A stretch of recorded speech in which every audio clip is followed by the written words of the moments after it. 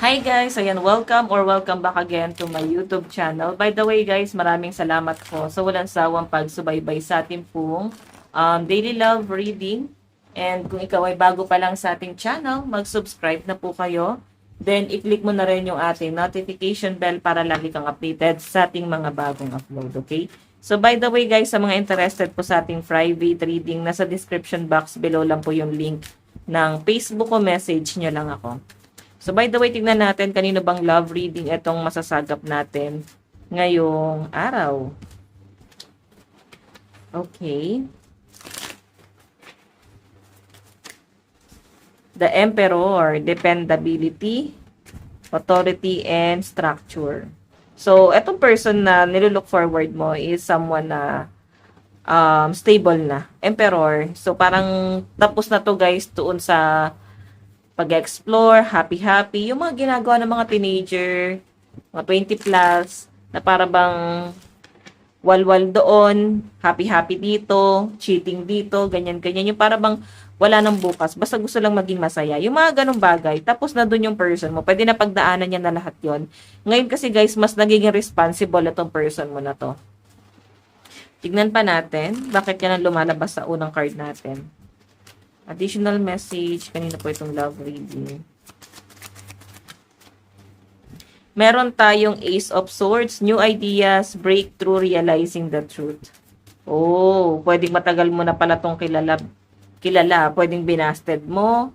Or pwedeng hindi mo siya na-imagine na mahuhulog yung loob mo sa taong to. Okay, never mo yan na-imagine. So, pwedeng kapitbahay mo to, someone na parang tahimik lang at hindi mo masyadong, hindi mo masyadong nare-recognize before. Pero ngayon kasi guys, may mga nare-realize ka dito na parang nakakapukaw siya ng attention mo.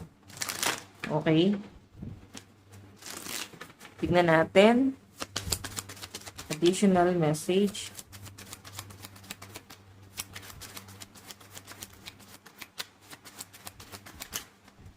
Meron tayong Knight of Cups.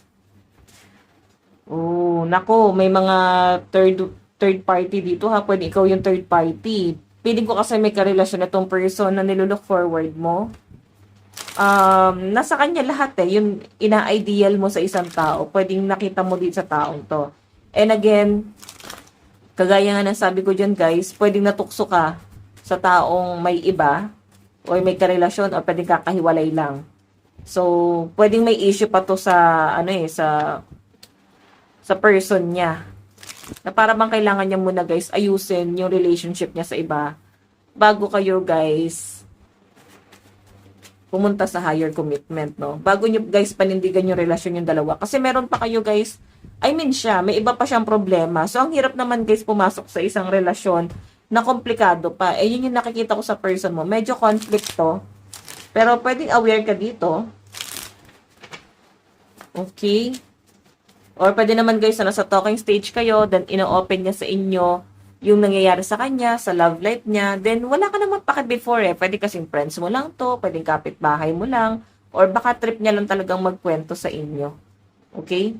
So ito yung nakikita ko dyan. By the way, check pa natin. Additional message.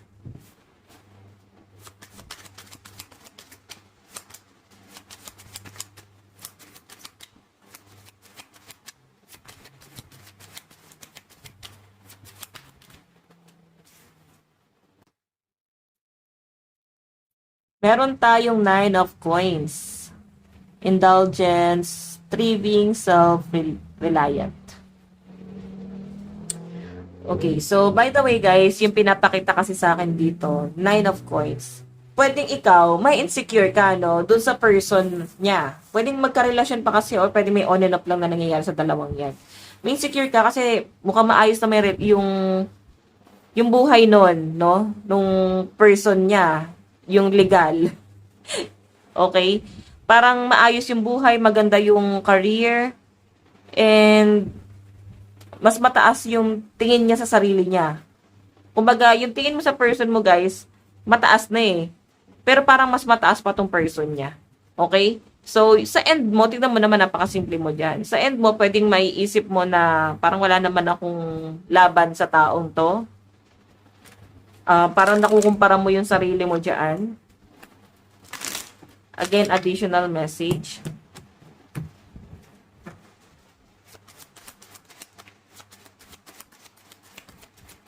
Kanina po itong love reading. Meron tayong success, optimism, openness, the sun. Okay? Pero guys, masaya sa yung person mo eh. Tipong ipaparamdam niya sa inyo na tanggap niya kung ano at sino ka. Kung ano yung meron ka. Tanggap sa'yo ng person mo yon. Kaya niyang ilaban daw, sabi niya, kaya niyang ipaglaban yung relasyon nyo. Yung tipong yes, sabi na natin guys na masyado ng perfecto or sabi na natin guys na stable itong partner niya. Pero feeling ko kasi hindi siya nagiging masaya doon. Okay, pwede kasing mataas na yung tingin ng partner niya sa sarili niya. Then yung person mo guys, yung parang nanlilit dito. Responsible siya eh. So, pwedeng magigilty ka or pwedeng ma-insecure ka, maiinggit ka na parang wait lang, bakit pa ito ginagago na itong taong to? Eh, yung person na nilulook forward mo guys is responsible. Okay? May ganun talaga guys. Na-appreciate mo yung taong yun, pero hindi lahat ng tao na-appreciate yung taong ina-appreciate mo. Kagaya na itong nangyayari sa inyo, hindi siya na-appreciate ng person niya. So, possible na sa third party kayo. Or pwede hindi niya lang talaga in-open sa inyo lahat. I think may pagkakamali din sa person mo. Baka matagal nagtiis itong taong to na may itama itong person mo sa pag-uugali niya, sa lifestyle niya, pero wala talagang binabago. Malalaman mo naman yan eh. Okay? And again guys, kung may nangyayari sa inyo, isipin mo na lang na ba't until now, ganyan pa rin yung sistema nyo. Ba't until now, para ka pa rin third party. Hindi kanya kayang ipaglaban at panindigan. Pero sinasabi niya sa inyo na ipaglalaban ka. Maniwala ka na lang guys kung ginawa niya na talaga. Okay? Additional message. Meron tayong King of Swords, Intelligence, Head over Heart, Logical. Diba? Matalino yung person mo. So, feeling ko kasi guys, meron siyang inaayos na mga problema bago niya i-pursue kung ano man yung relasyon na meron kayo. Yun yung parang mga inuuna niya dito eh. Okay? Siguro, gusto niyang isipin mo na gusto kanyang illegal, gusto niyang idaan sa maayos na proseso ang lahat ng bagay. So, ikaw lang talaga yung magsasuffer muna dito. So, willing ka ba sa ganon? May mga sacrifice ka na gagawin dyan. Ganon.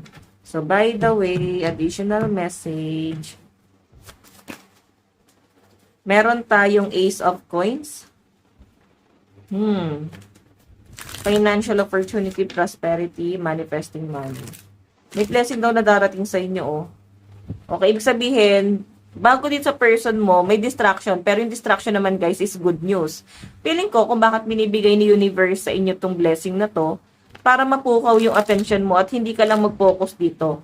Na dapat alam mo yung worth mo. Pinaparealize sa inyo ni universe eh. Kasi pwedeng hindi mo nakikita yung worth mo ngayon eh. Pinaparealize sa inyo ni universe na ito yung worth mo eh. Diba? So again, additional message.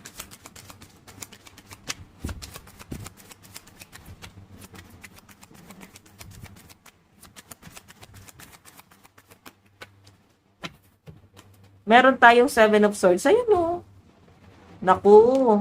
Baka naman may person ka din na mahirap to guys. Parang kabitan itong nangyayari na to. Tignan mo naman. Or pwede naman guys na hindi ka na rin masaya sa partner mo at nakikita mo yung happiness dito sa person na bago. Pero hindi nyo kayang ipaglaban na isa't isa pala. Cheating ayun no. Dishonesty, cheating, being selfish. So, siguro, option mo tong si person ngayon. Tinatanggap mo tong ganitong klase ng connection kasi ikaw, ganun din yung sitwasyon mo. Or pwedeng may inaayos ka rin dito. Baka kasal ka. Pwedeng single ka pero kasal ka. Tingnan natin guys, meron tayong King of Cups. Non-toxic masculinity, emotional maturity, and compassion. King of Cups. Wala ko nakakita guys progress dito. Ano ko, ipaglalaban ka ba niya? Never ending. Walang natatapos. Ganun eh. Kumbaga, walang proseso na magiging kayo ba sa huli. Queen of Swords, yun nga lang. Alam mo, matalino ka eh. Pero napanghihinaan ka ng loob sa taong to. Basta pag ito yung nagbigay or nanghingi ng request sa'yo, napanghihinaan ka. Okay. Meron tayong 10 of Wands. Tignan mo, ang dami mong sinasabi dyan. Pwedeng marami kang sinabi doon sa person mo, pero parang ikaw hindi mo kayang manindigan doon. Feeling ko na fall out of love ka sa person mo. Baka naghiwalay na kayo. Pero, ayan, may bago kang ina-entertain. Yun nga lang, komplikado tong taong ina-entertain mo ngayon. So, meron tayo guys, 5 of Wands. Ano to? Madalas na kayo nagtatalo. Hindi na talaga kayo guys nagkakasundo, no? Sa malinaw na pinapakita sa akin dyan. Kasi 5 of Wands eh, pag-aaway, hindi nagkakasundo. 3 of Pentacles, collaboration, focus, effort, common goals. Ayan o, may collaboration kasi dito. Okay, ito yung, kumbaga parang nasasatisfy mo tong new person, nasasatisfy mo rin siya. Yung frustration na hindi napoprovide ng mga partner nyo, napoprovide nyo sa isa't isa. Kasi hinahanap nyo yung kakulangan na hindi na ibibigay ng partner nyo. So, again guys, mahirap kasi guys ipilit sa atin yung isang tao. Kagaya niyan, kung naghahabol pa sa inyo yung person nyo, mahirap kasing ipilit, no? Lalo na kung na-fall out of love ka na. Hindi ka masisisi dyan. Na-fall out of love ka na sa person mo eh. Paano pag gagawin natin, di ba? Tignan pa natin. Additional message.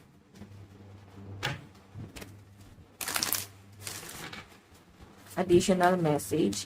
Meron tayong flirt. Oh, may flirting na pala eh. Ramdam mo na parang may something na sa inyong dalawa. Meron tayong finances and career. Katrabaho mo, you deserve love. Ayan no, ito yung motto mo. Deserve kong mahalin. So, dapat alam mo yung worth mo. Ganun pa rin eh. Akala mo, alam mo na yung worth mo, pero yung pinili mo, guys, wala rin. Diba? So, again, meron tayong attraction. Diba? Marami nagkakagusto sa inyo. Ba't nasisettle ka sa ano? Ba't nasisettle for less ka? Marami nang pala nagkakagusto sa inyo, guys. Titignan natin ha, doon tayo sa nararamdaman niya.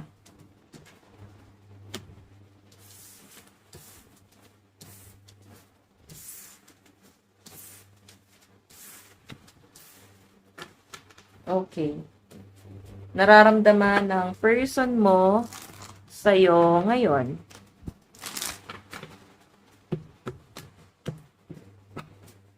Overall energy.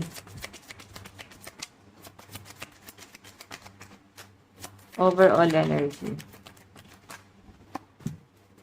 Ace of Wands, travel. Ikaw talaga yung nagbibigay ng buhay sa kanya. Ikaw talaga yung parang nagbibigay ng pag-asa sa kanya rito, guys eh. Ganun yung pinapakita sa akin. Then parang nagkakaroon daw ng bagong direksyon, bagong pag-asa, bagong kilig, feelings na parang dati hindi naman niya nararamdaman before. Akala niya nga hindi na siya ma-in love eh, pero na-in love talaga siya sa inyo. Pili ko seryoso talaga siya sa inyo. Yun nga lang, hindi pa niya masabi kung hanggang kailan siya ganyan sa inyo. Queen of Swords, nawawalan siya ng lakas ng loob every time na hindi kayo guys okay. Hindi kanya kayang bitawan eh, pero nahihirapan ka dito sa ganitong klase ng setup. 3 of Coins, ay no, nasa third party ka. Okay, collaboration to. Iisa lang yung circle nyo. Okay? So, by the way, yung nakikita ko kasi rito, parehas kasi kayo eh. Baka klase mo to. Kaya same kayo guys ng hobby. Mga bagay na gusto nyong gawin. May mutual kayo, no? Kumbaga may spark talaga yung connection yung dalawa. Nagkakasundo kayo. Parang iisa yung tumatakbo sa mga isip nyo guys. Ayan. So, by the way, meron tayong 5 of Swords. Ito naman guys, 5 of Swords is something na ano to. Surrender, defeat, the cause of battle. Ayan, mag-ingat ka. Kasi pwedeng itong person na to, naghihinala na din yung person niya. Madalas sila nagtatalo, no? Pero pinoprotektahan ka pa rin ng person mo. Tapos, habang pinoprotektahan ka, inaaway mo din yung person mo. Diba? So, mahirap din kasi guys eh. Mahirap din sa end niya. Ewan ko nga ba bakit may mga cheater na pinapahirapan nila yung mga sarili nila. Kung pwede naman silang umalis dun sa connection na ganun. Diba? So, by the way, additional message. Meron tayong Nurturing, fairness, growth. The Empress. Ayan. Empress, malakas pakiramdam mo ha. Nakikita ka ng person mo na maayos yung buhay mo eh. Or gusto kanyang tulungan talaga. The Sun, oh. Gusto kanyang tulungan. Ang hirap naman ng connection nyo, guys. Meron tayong Four of Coins. Materialism, hoarding, and security. So, alam nyo guys, itong person mo na to, yung pinapakita sa akin dyan, sobra kanyang binavalue, napakahalaga mong tao para sa kanya. Mahalaga ka pa sa ginto. Parang gano'n. So, doon kanya guys nile-level. Ikaw yung pinakamahalagang tao sa buhay niya ngayon. Grabe, no? Ikaw yung pinakamahalaga. And, hindi niya kasi alam eh. Alam niya nasasaktan ka, pero nahihirapan din siya. Hindi niya kayang umalis sa sitwasyon niya. I think meron siyang kinakatakutan na mawala sa kanya. Meron tayong Ten of Wands. Dami sinasabi sa kanya ng person niya, oh. Mga masasakit, responsible about sa family, ayun. Pwede kasi guys, may mga anak sila. And sobrang responsible ng person mo. Kaya pinapanindigan niya kung ano man yung meron siya ngayon. Message niya sa inyo, meron tayong, I know I was a distraction from your pain. I love you. Ay, mahal ka niya. I want to be more than friends. So, baka kasi friends lang kayo or nasa situationship. Pero gusto niya guys ng more than that pa, no? I wish I could take back my words. Baka ex mo na siya dati, nung bago pa kayo guys magkaroon ng pamilya. Baka elementary, college. May something na sa inyo or pwedeng harutan before pero naudlot, no? So, yun yung nakikita ko dyan. May unfinished business kaya nagtatagpo na naman kayong dalawa. Again, zodiac sign. Meron tayong Capricorn, Libra, Sagittarius, Leo, Scorpio, and Virgo. Meron tayong Virgo, Scorpio, Cancer, Aries, Gemini, and Aquarius energy. So, by the way, guys, zodiac sign, question mo dun sa person mo. Masaya ka na ba sa kanya? Masaya na ba? Masaya na ba? Masaya na ba yung person mo sa person niya ngayon? Actually, tignan mo, may bata silang tinitingnan. So, feeling ko, doon na lang sila guys nagpo-focus. Pero may kanya-kanya na silang buhay. Okay? Hindi siya totally masaya doon. Sabi ko nga sa inyo guys, ikaw yung pinakamahalaga sa kanya ngayon. Okay? Again, question. Ginamit mo lang ba ako? Oh my God, bigat nito ha. Ginamit mo lang ba ako? Ramdam mo ba yun? Tignan natin, ginamit ka lang ba ng person mo? Queen of Swords. Hindi naging honest nga daw to sa'yo. Dati, ending and new beginning, ikaw yung nagbigay ng pag-asa sa kanya. Actually, nung natagpuan mo siya guys, wala na siyang buhay nun. Kumaga, parang kailangan niya na lang makasurvive para sa kanyang responsibilidad. Okay? Hindi na siya masaya, wala nang grow. So, again, naging honest naman daw siya sa'yo. Yun nga lang, nagiging protective din yung person mo sa'yo. And again, Ace of Coins. Nakikita ko dito guys na lagi kanyang minamanifest. Pinagdasal niya na sana maging maayos na lahat. Ganon ka-importante sa kanya ngayon. Though di naman natin kasi na-tolerate yung mga ganyang bagay. Pero yung lumalabas dyan eh. Tignan natin.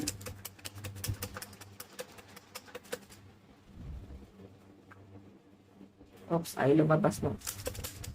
Last question. Namimiss mo ba ako? Baka wala kayong pag-uusap, no? Namimiss ka ba niya? Queen of Wands, Three of Wands, The Tower, yes, namimiss ka niya. Simula nung nagkaroon ng ending sa inyo or no contact na kayo, namimiss ka niya. Baka nasa situationship kayo. Medyo uso yan ngayon, no? Okay, sa end mo naman, ano yung mga dapat mong gawin? Ano yung mga dapat mong gawin? Eight of Cups. Pagtalikod to eh. Abandonment. Walking away, disappointment. Huwag kang matatakot, no? Kung sa tingin mo guys, hindi na to worth it, mag-walk away ka na dito. Yun lang naman yun. Kahit kung sa karelasyon mo ngayon, kung may karelasyon ka ngayon, o kahit na kanino, huwag kang matakot na talikuran yan. Six of Cups. Hindi mo na may babalik kung ano man yung nangyari na sa past. Ang kaya mo na lang gawin, itama yung buhay mo ngayon sa kasalukuyan. 5 of Coins, hindi ka nakokontento talaga, hindi ka na nasasatisfy, nabo-burn out ka na sa buhay mo. Okay, sobrang lungkot, sobrang stressed down, ganyan kita nakikita. Zodiac sign mo is Scorpio, Cancer, Virgo, and Aries. Sagittarius, Leo, Capricorn, Taurus, Pisces, and Libra. Cancer, Aries, Virgo, Scorpio, Sagittarius, and Leo energy. So by the way guys, ito lang po ang inyong daily love reading. Bukas po, let God bless and love you. Bye-bye.